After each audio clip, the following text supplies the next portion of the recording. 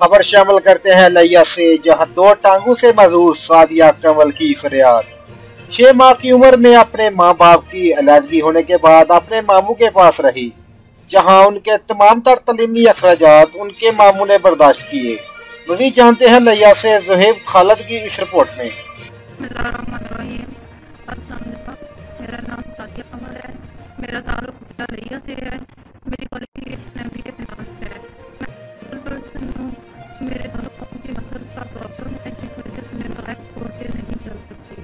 میں 6 منتھ کی تھی جب میرے مدر اور فادر کے درمیان سپریشن ہوئی۔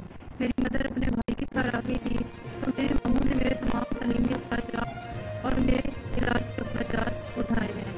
میں نے بہت دفعہ جاب کے لیے اپلائی کیا ہے لیکن ابھی تک میری جاب نہیں ہوئی۔ میں نے بڑی مشکل سے اپنی اسٹڈی کو کمپلیٹ کیا ہے۔